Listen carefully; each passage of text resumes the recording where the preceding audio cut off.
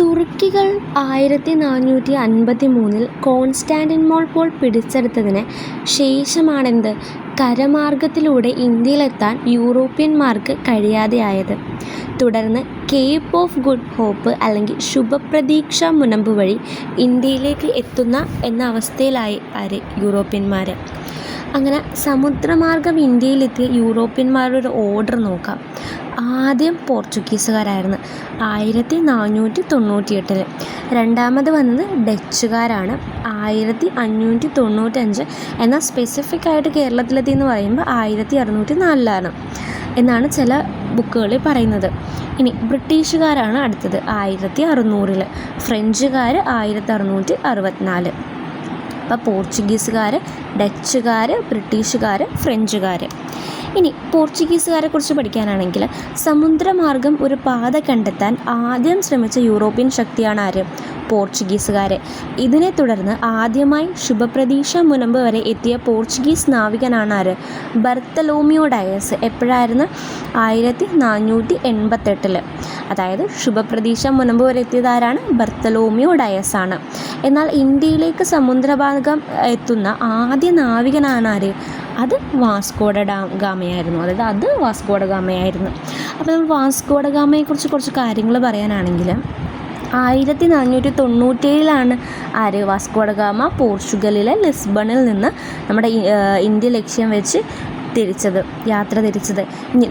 1498 കേരളത്തിൽ കോഴിക്കോട് കാപ്പാട് കടപ്പുറത്ത് എത്തിച്ചേർന്നു. ഗാമയെ ഇന്ത്യയിലേക്ക് അയച്ച പോർച്ചുഗീസ് രാജാവാര? മാനുവൽ ഒന്നാമനാണ്. Saint Gabriel, saint Raphael, saint Berrio എന്നീ 3 കപ്പലുകളിലാണ് വാസ്കോഡ ഗാമ എത്തിയത്.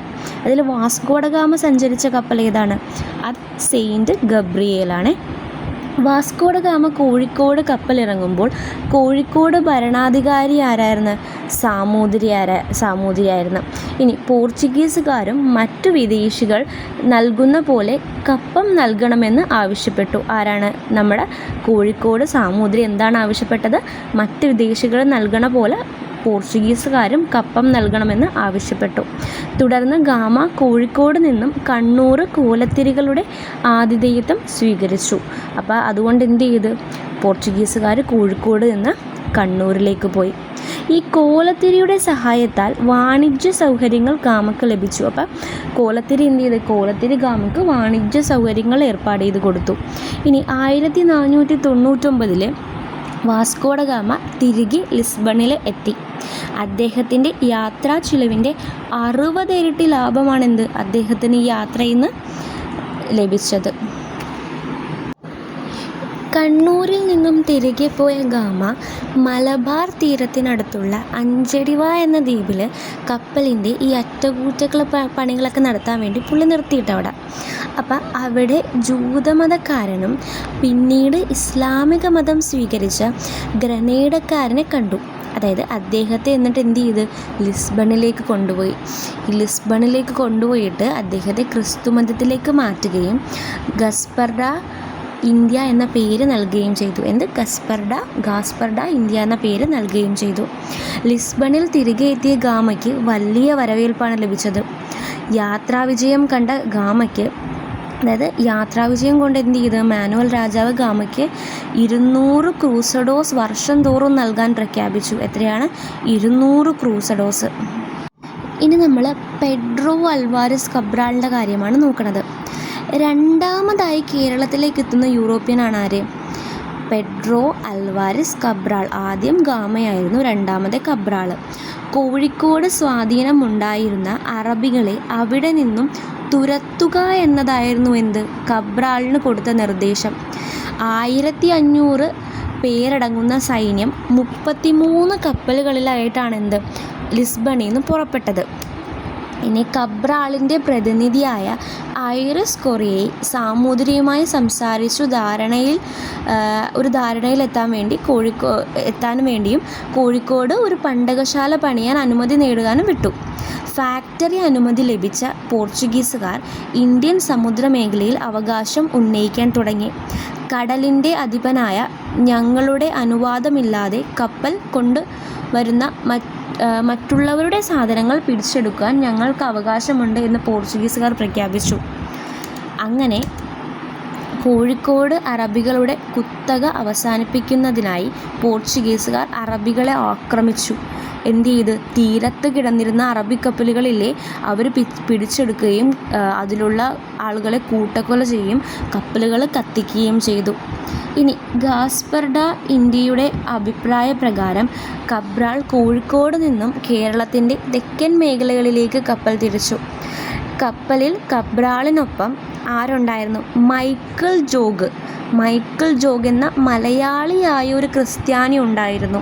അതായത് കബ്രാളിനൊപ്പം കപ്പലിൽ ആരുണ്ടായിരുന്നു? മൈക്കിൾ ജോഗ് എന്ന മലയാളിയായ ഒരു ക്രിസ്ത്യാനി ഉണ്ടായിരുന്നു. സിറിയൻ ചർച്ചിൽപ്പെട്ട അയാളെ പാലസ്തീനിലേക്ക് കൊണ്ടുപോകാനായി കപ്പലിൽ കയറ്റിയതായിരുന്നു. എവിടെ?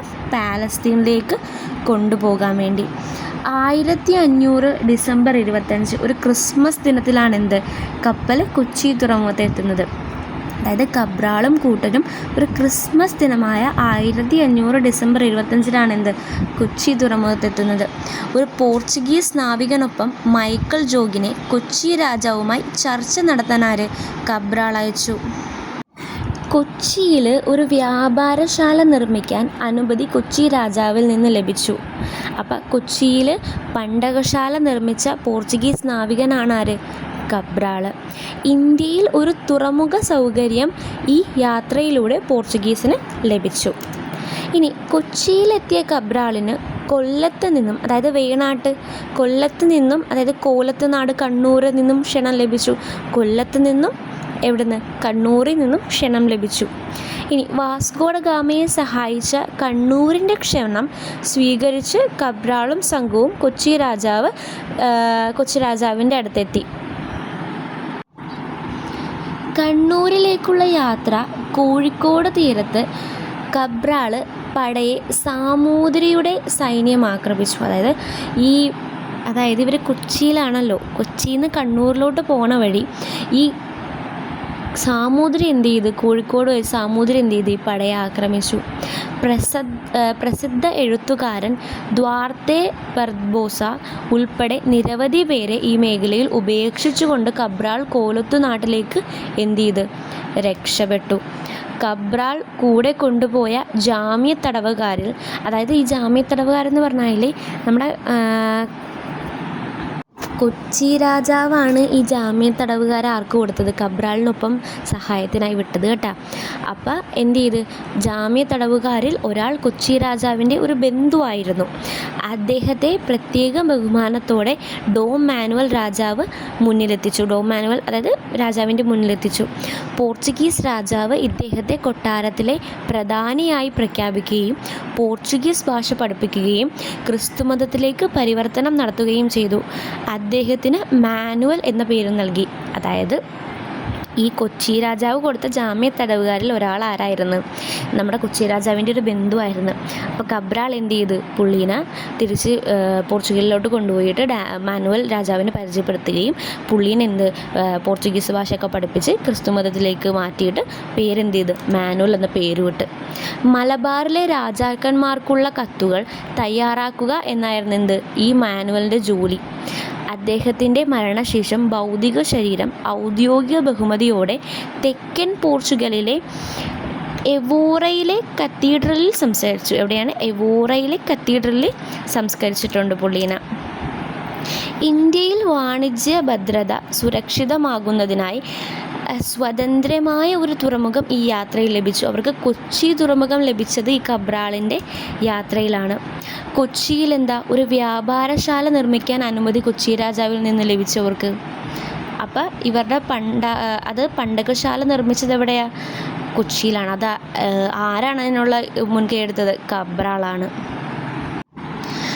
ദ്വാർത്തെ ബർബോസ, നമ്മുടെ ദ്വാർത്തെ ബർബോസേനെ അവിടെ കബ്രാൾ അവിടെ പകുതി വെച്ചിട്ടിട്ട് പോരുന്നില്ലേ. പുള്ളി ആരായിരുന്നു? പുള്ളി പോർച്ചുഗീസ് വ്യാപാരിയും കപ്പൽ സഞ്ചാര സാഹിത്യനുമായിരുന്നു. ആര്? ദ്വാർത്തെ ബർബോസ. അതായത് പോർച്ചുഗീസ് നാവികന് കബ്രാളിനൊപ്പം കേരളത്തിലെത്തി. പുള്ളി എന്ത് ചെയ്തു? പുള്ളി കബ്രാളിനൊപ്പം കേരളത്തിലെത്തിയാണ്. പക്ഷേ മറ്റേ സാമൂതിരി കോഴിക്കോട് വെച്ച് ആക്രമിച്ചപ്പോൾ എന്ത് ചെയ്തു? പുള്ളീനെ അവിടെ ഇട്ടിട്ട് പോന്നു. കേരളത്തെക്കുറിച്ച് അദ്ദേഹം എഴുതിയ കൃതിയാണെന്ത്?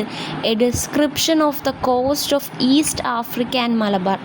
അപ്പോൾ അത് ആരുടെ കൃതിയാണ്? A description of the coast of East Africa and Malabar Duarte ബർബോസയുടെ കൃതിയാണ്. ഭാരതത്തെക്കുറിച്ചുള്ള പോർച്ചുഗീസ് വിവരണ ഗ്രന്ഥമായിരുന്നു ഇത്. പോർച്ചുഗീസുകാരുടെ പ്രധാന ദ്വിഭാഷയിലാണെന്ത് ഇത്? അതായത് പോർച്ചുഗീസുകാരുടെ പ്രധാന ദ്വിഭാഷയായിട്ടാണ് ആര്? പുള്ളി പ്രവർത്തിച്ചിരുന്നത്. മഗല്ലനൊപ്പം കപ്പൽ യാത്ര നടത്തിയിട്ടുണ്ട്. ആര്? ഈ ദ്വാർത്തെ ബർബോസ. ഫിലിപ്പൈൻസ് വെച്ച് അവിടുത്തെ നാടുവാഴിയായിരുന്ന ലാലു ലപ്പുവിൻ്റെ സൈന്യവുമായി ഉണ്ടായ യുദ്ധത്തിൽ മഗല്ലനടക്കം നിരവധി പേർ മരിച്ചെങ്കിലും ദ്വാർത്തെ ബർബോസ എന്ത് ചെയ്ത്? പുള്ളി രക്ഷപ്പെട്ടു. അപ്പം നമ്മുടെ മഗല്ലനില്ലേ, മഗല്ലൻ എങ്ങനെയാണ് മരിച്ചത്? ഫിലിപ്പൈൻസിൽ വെച്ച് ലാലു ലപ്പു എന്ന് പറഞ്ഞ അവിടുത്തെ നാടുവാഴിയായിട്ട് നടന്ന യുദ്ധത്തിലാണ് എന്ത്? മഗല്ലൻ മരിച്ചത്. അൽബുക്കർക്ക് കണ്ണൂർ സന്ദർശിക്കുമ്പോൾ ദ്വിഭാഷിയായിരുന്നത് ആരാണ്? ബർബോസയായിരുന്നു. ഇനി 1515 കേരളത്തിൽ നിന്നും പോർച്ചുഗീസിലേക്ക് മടങ്ങി പുള്ളി. ഇന്ത്യൻ സമുദ്ര മേഖലയിൽ വ്യാപാര കുത്തക സ്വന്തമാക്കാൻ പോർച്ചുഗീസ് നടപ്പാക്കിയൊരു വ്യവസ്ഥയാണെന്ത്? കാർട്ടസ് വ്യവസ്ഥ. നമുക്കറിയാവുന്നതാണ് കാർട്ടസ് വ്യവസ്ഥ. എന്താണത്? അതായത് ഇന്ത്യൻ മേഖലകളിൽ മറ്റു കപ്പലുകൾ വ്യാപാരം നടത്തുന്നത് തടയുന്ന ഒരു വ്യവസ്ഥയാണ്. ഏഷ്യൻ മേഖലയിൽ വ്യാപാരം നടത്താൻ പോർച്ചുഗീസ് നിശ്ചിത തുക കരം നൽകി പാസ് സ്വന്തമാക്കണമായിരുന്നു. ഈ പാസ്സാണ് കാർട്ടസ് എന്നറിയപ്പെടുന്നത്. കപ്പലിൻ്റെ വലിപ്പം, കപ്പിത്താൻ്റെയും ജീവനക്കാരുടെയും വിവരങ്ങൾ, എത്തിച്ചേരേണ്ട തുറമുഖം എന്നിവയാണ് കാർട്ടസിൽ ഉൾപ്പെടുത്തിയത്. കാർട്ടസ് വാങ്ങാതെ കപ്പലുകൾ പിടിച്ചെടുത്തെന്ത്? ജീവനക്കാരെ കൊന്നുകളയും, ഒന്നുകിൽ കൊല്ലും അല്ലെങ്കിൽ എന്ത് ചെയ്യും? അടിമകളാക്കുകയും ചെയ്യും.